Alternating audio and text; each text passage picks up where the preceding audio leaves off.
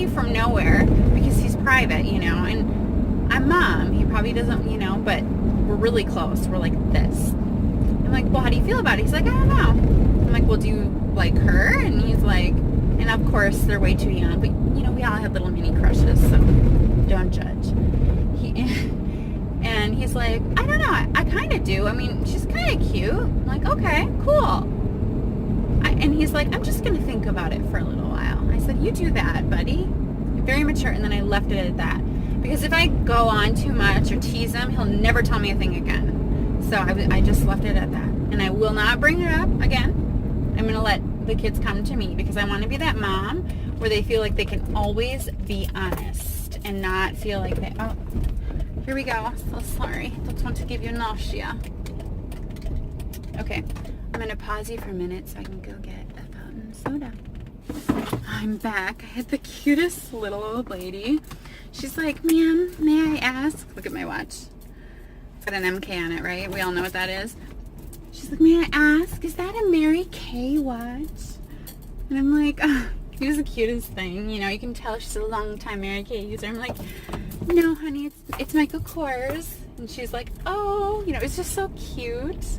My Mary Kay watch, how cute. A friend of mine, well, I would call her more of an acquaintance, but I mean, she's the nicest lady. I don't live by her, so we don't keep in touch much, but she used to be Hayden's 4-year-old preschool like assistant teacher, and she quit so that she could sell Mary Kay, and she makes a living off of it and does phenomenal. She's got like several cars from it, and I'm always like in awe of people that, you know, do that, and I'm like, that's inspiring, that's amazing. She's got the drive, very cool. But no, my watch is Michael Kors. So cute. And then I just came across this. This is usually hanging up where you guys are hanging, and I'm so sorry. I have to find a better way to secure this. Every time I go over a bridge, you shake. Like we're in a freaking earthquake. Okay, but where you guys are sitting, this necklace usually sits, right? Wait, I'll show you the beads. And it's very special and near and dear to my heart, almost to the point where I don't even want to wear it because it means so much, and it's a reminder to me, and that's why I hang it there so I see it every day.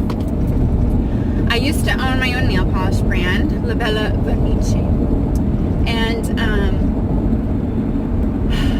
it means the beautiful polish or whatever, beautiful polish. Anyway, I was in the nail polish community, obviously, on several social media groups. I was very proud of it because here we go over another thing. Hold on. Brace for earthquake.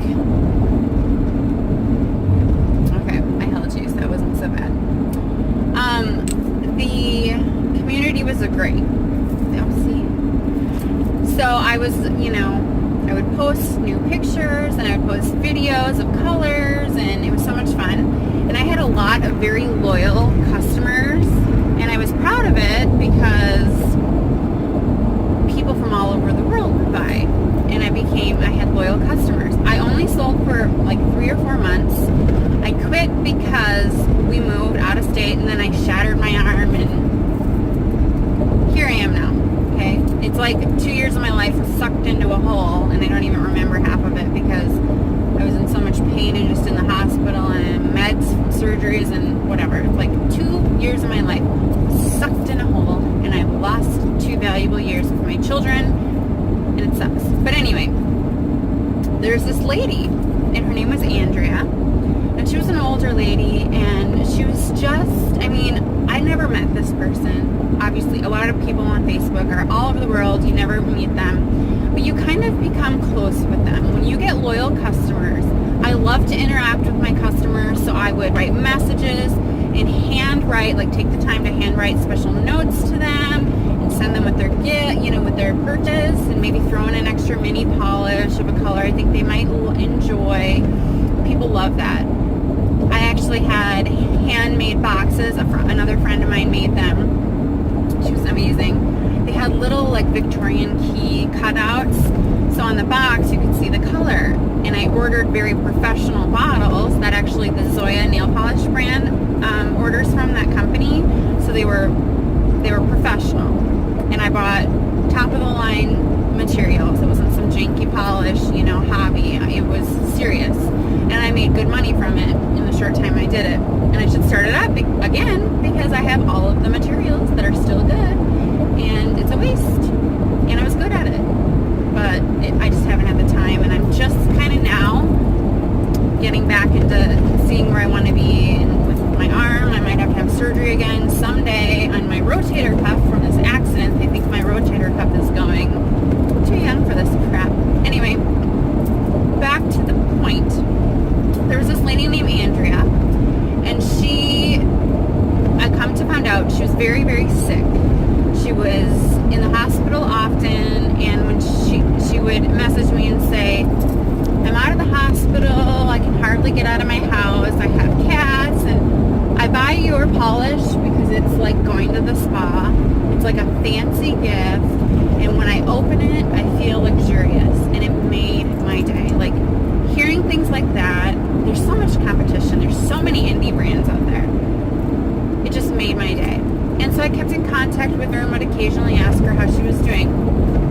Well, one day, she had a little jewelry company because she, did something to keep her busy, to make her happy.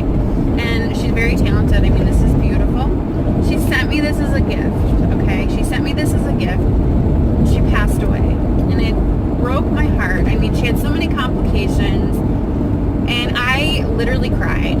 I never met this lady, but just her comments back and forth, and I cried. She was such a good woman. So I cried, and this is a reminder that life is short and not to take anything for granted. So I keep this and I cherish it, and it's a reminder every day to not take anything for granted, and it's beautiful. And it's a little piece of, what's the word I want to say? It's to be humble and appreciate, be grateful for everything that you have, because you just never know. Piano could fall in my head right now, or some freak accident, because that would be my luck. I'll have to tell you the story of my horse accident, freak act. It's just like whatever. Anyway, I'm going to let you go for now. I think I've talked your ear off long enough. Thank you so much for watching. I hope it wasn't too shaky. These roads I'm like out in the